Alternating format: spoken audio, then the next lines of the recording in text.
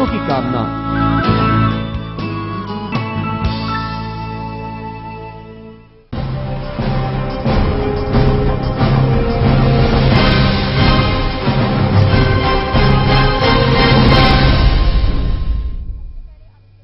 Break के बाद एक बार फिर से आपका स्वागत है। चुनावी महापर्व जारी है और इस पर हमारी पैनी नजर है।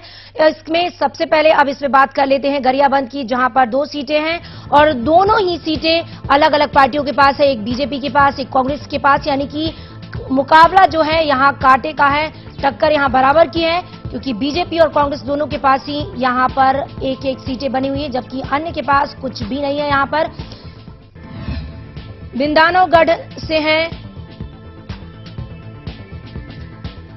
डमरूधर पुजारी और जो बीजेपी से विधायक हैं। वहीं बात करें राजिम से तो अमितेश शुक्ल यहां पर कांग्रेस के प्रत्याशी हैं।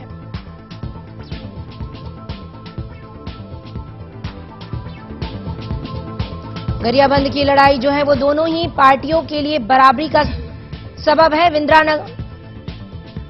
बिंद्रानोगढ़ से डमरूधर पुजारी बीजेपी के हैं और बात करें राजिम की तो यहां पर अमितेश शुक्ल जो कि कांग्रेस से विधायक हैं, यानी कि गरियाबंद में जो दोनों की पार्टियां हैं दोनों की स्थिति बराबर है।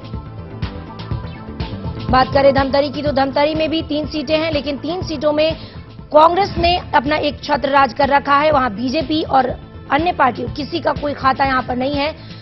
बात करें धमतरी की तो यहां पर 3 सीटें हैं और तीनों ही सीट कांग्रेस के पास है। बात करें सिहावा की तो यहां पर सिहावा से अंबिका मरकामी कांग्रेस से हैं।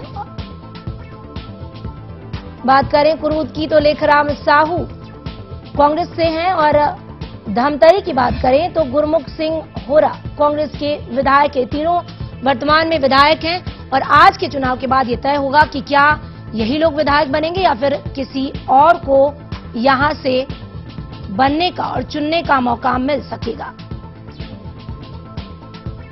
बात करें बालोद की तो यहां पर 3 सीटें हैं, जिसमें बीजेपी और अन्य दोनों ही धमतरी की तरह चुपचाप हैं, यानी कि कुछ भी इन्हें नहीं मिला है। बात करें कांग्रेस की तो कांग्रेस यहां पर एक छत्र राज में 3 सीटों के साथ राज कर रही है और बालोदा की जंग जो है संजारी बालोद से मदन साहू बीजेपी के हैं।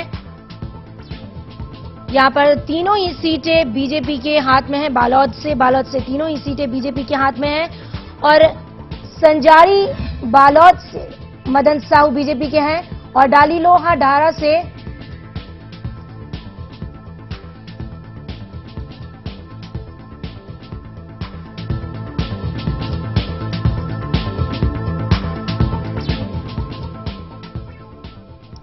अब सबसे पहले बात कर लेते हैं गरियाबंद की। हमारे साथ जुड़े हुए हैं प्रदीप परिहार जी। प्रदीप, यहां पर किस तरह की राजनीति दिख रही है और यहां पे कौन से फैक्टर हैं जो काम कर रहे हैं इस वर्तमान चुनाव में?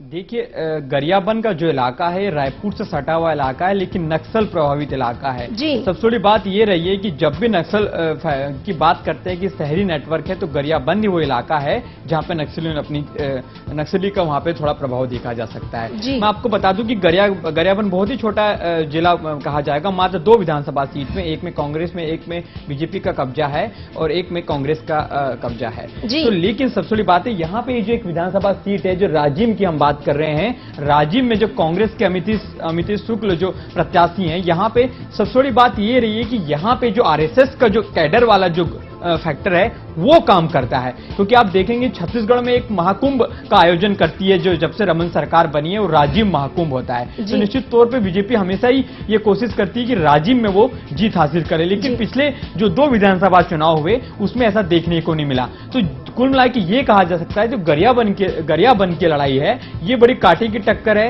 हालांकि बीजेपी इस बार ये उम्मीद करी कि यहाँ पे दोनों विधानसभा सीट वो जीत जाए, क्योंकि अमितेश शुक्ल जो कांग्रेस के प्रत्याशी है उसके खिलाफ। प्रदीप, यहाँ पर जातिगत समीकरण क्या है? यहाँ पर जो क्षेत्रीय जातियां, जिस तरह से चुनाव में जातियां बहुत इंपॉर्टेंट रोल करती हैं, तो यहाँ पर किस तरह की देखिए, छत्तीसगढ़ में की पूरी राजनीति में जातिगत फैक्टर का बड़ा ही योगदान होता है, क्योंकि सबसे बड़ी बात है राजिम यहाँ पे जो ब्राह्मण लॉबी है वो काम करती है, क्योंकि अमितेश शुक्ल जो ब्राह्मणों के समाज के नेता कहे जाते हैं और इस बार कांग्रेस ने इनको उतारा है। तो यहाँ पे जो ब्राह्मण समाज है वो जिसको पसंद करे वो वहां पे चुनाव जीत के आ जाता है। इसी का तो कारण रहा है कि राजिम को एक